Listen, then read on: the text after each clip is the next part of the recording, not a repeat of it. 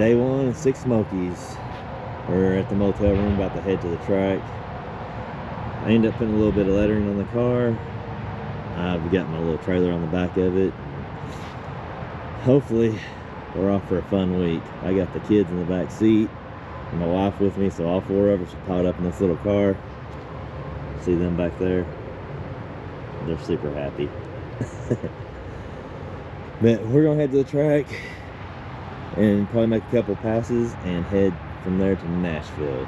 This whole week we're gonna be in Alabama, Tennessee, and Georgia racing my dad's car. There is a bunch of cool cars here that he will be racing. He will be racing in a gasser class and he's about to get up there and start. There's a bunch of cool cars like this one. It's pretty cool, and there's some more like that one. Just found this cool one, pretty loud. Pretty cool too.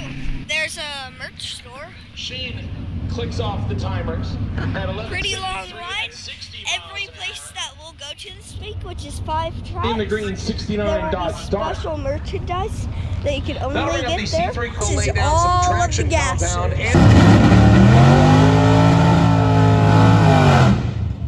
Tim Irwin's driving the 63 model Chevy Nova known as Half-Baked. That's the multicolored hot rod on the left-hand side of the racetrack. Adam driving the 65 model Chevy 2 Nova. This is the last year of the first generation, the Procrastinator. That's the blue hot rod on the right-hand side.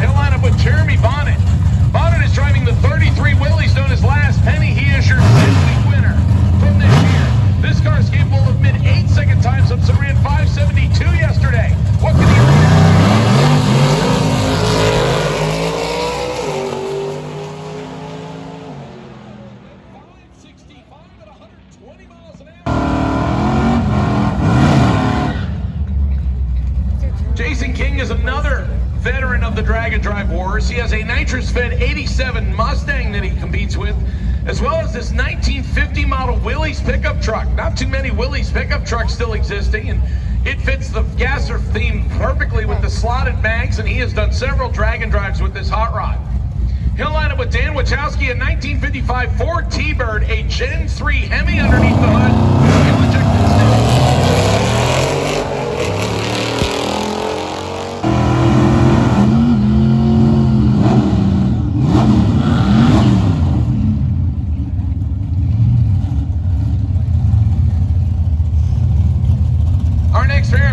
the 58 Corvette left-hand side. The Gatekeeper ride. Rob Tansley, the supercharged Corvette. He lines up with the Studebaker of Johnny Roy.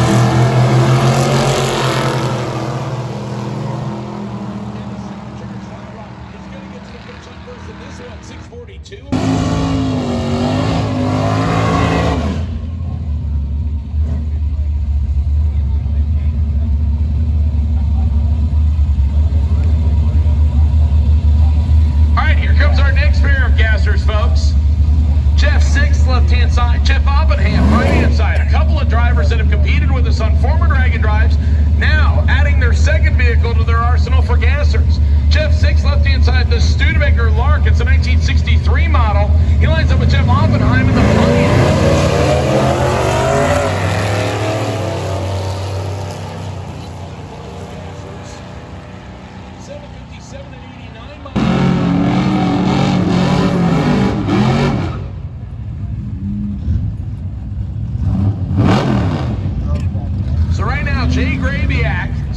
second spot. 631. We have had one car in the fives. That is the last mini car of Jeremy Bonnet. He is currently leading the gassers with the quickest overall ET. Here comes our next pair, Don Moyer, left-hand side, a 1957 Chevy Corvette. The Bad Blood hot rod. You see the old-school Hillborn fuel-injected stacks through the clear scoop left side. He's lining up with Frank Diana. Diana made a whole bunch of runs in this car yesterday to get it all sorted. The Flaky Flyer, the 55 Chevy Wagon.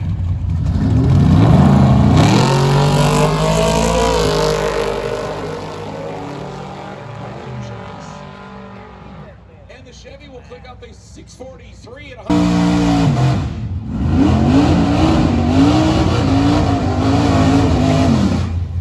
Folks, as you see the gassers come by, put your hands together if you like what they're doing as far as the dry ops and the big wheelies. And in the case of Jake Grabiak, out there in the 55 Chevy, our first backup girl that we have seen so far. Jay will line up opposite Jake Roberts, driving the Willys Coupe on the left-hand side. Grabiak, a longtime Dragon driver, and this car is capable of running in the mid to bottom 6-second range if he gets it all hooked up. So we'll see how he does right here.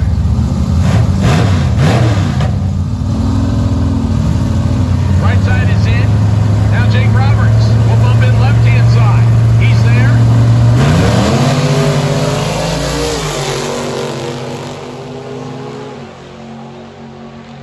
He will click off a 631 at 107 miles an hour.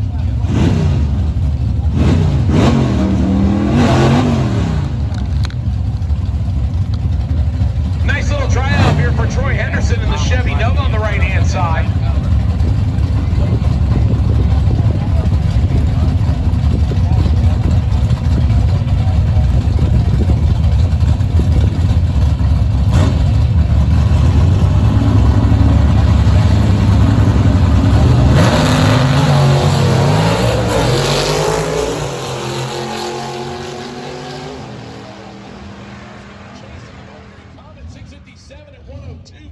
So Colby Welch, left side in the Hoopty Coupe. Right-hand side, Nick Cordori. In the 1941 Willys, known as Jinx. That's the Gold Flake ride.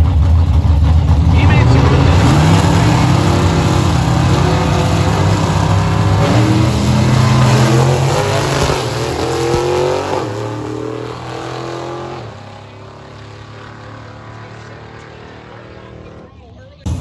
Robbie Weissop ran 5:59 in testing yesterday, so that puts him in the lead for the quickest gasser runs. As we see a couple of dry ops here, the Busted Loose and the Bad and Bougie comes up next. The Chevrolet pickup truck, right-hand side, that's Jamie Keaton's 66 Chevy. He'll line up with the LS Turbo ride of Randy Quay. Randy getting some additional help from Cole San Martino for the top rod.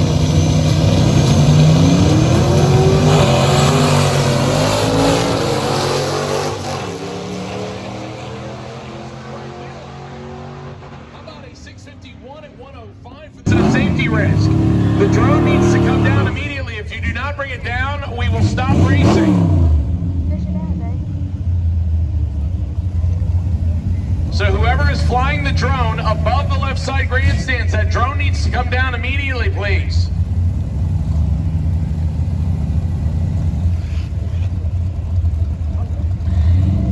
Here comes our next pair of cars, Brian Forward and Bobby Bell.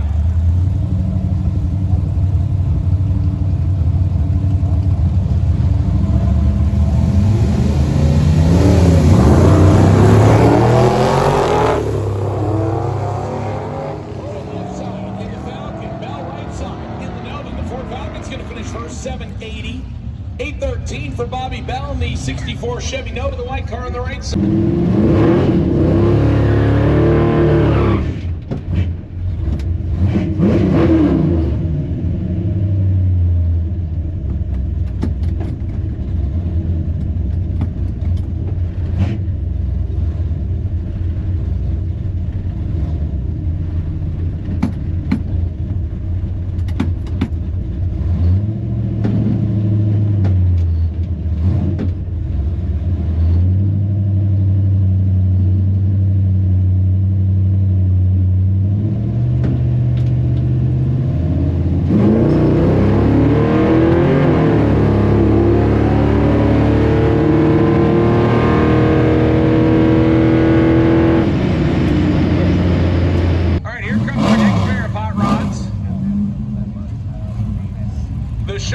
Nova station wagon and the classic F100 Ford pickup truck. That's Garrett Hall on the left-hand side, and Patrick Ellenberger is on the right-hand side in the B-Gas Stealth Black Chevrolet Nova wagon.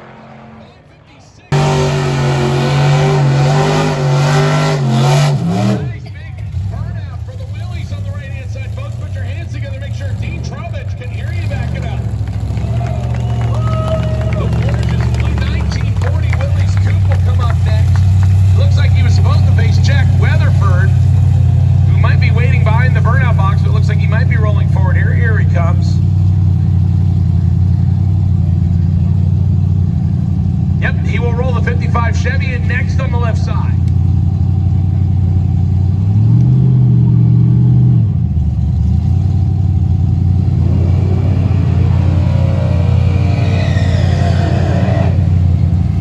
The car he otherwise known as the Beast, and this is the second SICK event that he has competed in this year. Meanwhile, the Willies waiting their turn on the right-hand side of the racetrack, the supercharged hot rod. Dean Trowbridge is another car that we featured in our SICK media, as well as the stories we put up on sickthemagazine.com. If you want to see more about some of these cars, as we got some information from some of the drivers to be able to put up, kind of inform you about what was going to be coming as far as the gassers go. Should be interesting pair here, the 55 Chevy left side, the 40 Willys on the right-hand side. They're all staged and ready.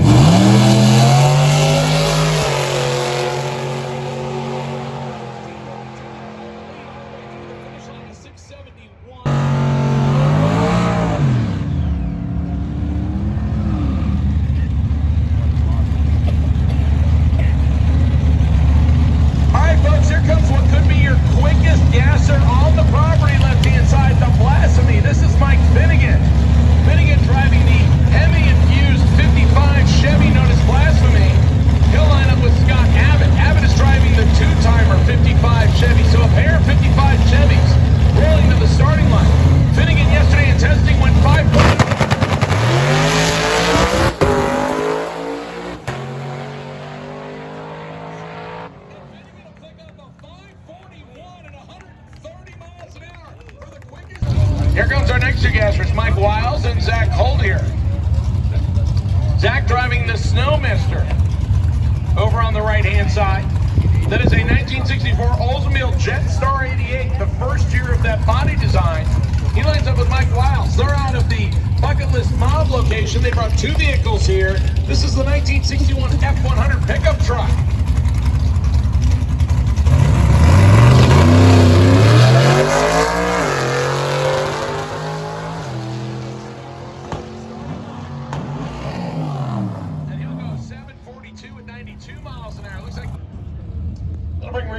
And Bobby Bell up next. Bell is on the left side in the Nova Gasser. Right-hand side is Rick Cruz. He's driving the 96 model Blazer.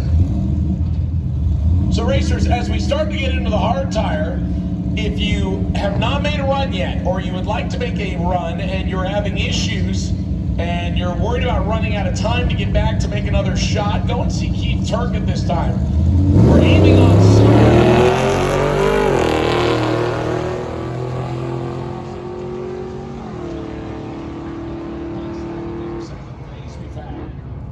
783 for the Gasser, 952 for the Blazer.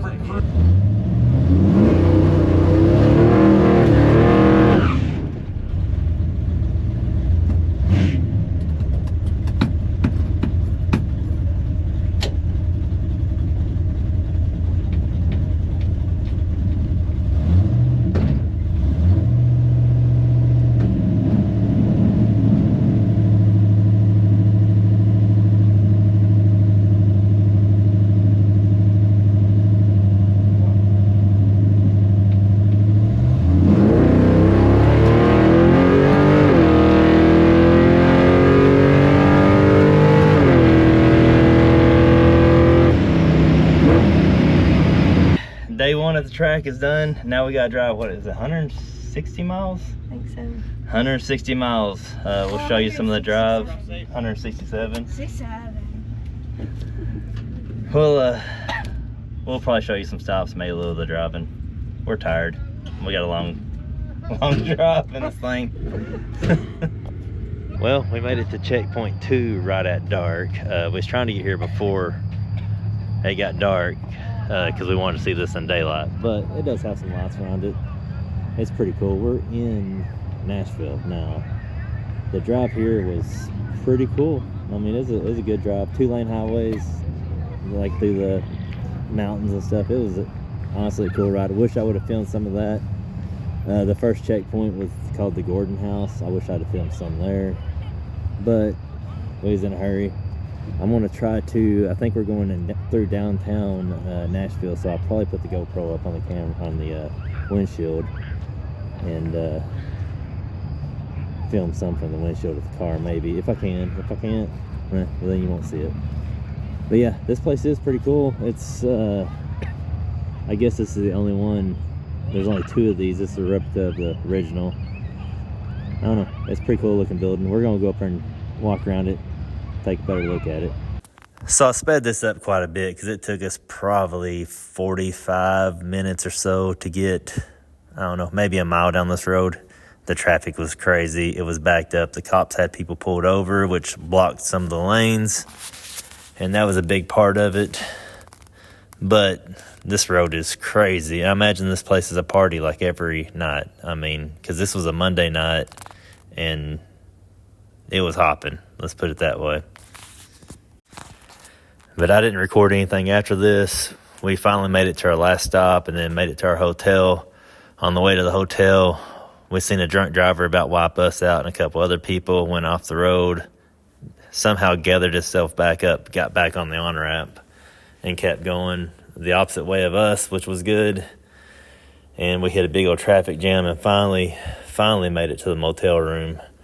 It was pretty late. I think we didn't get there until 10:30 or 11. We went and ate at Waffle House, got in bed probably midnight or so. But it was a good day. It was rough. It was tiring. I think everybody had fun. We're going to end the video here, and as always, thanks for watching, and we'll see you on the next one.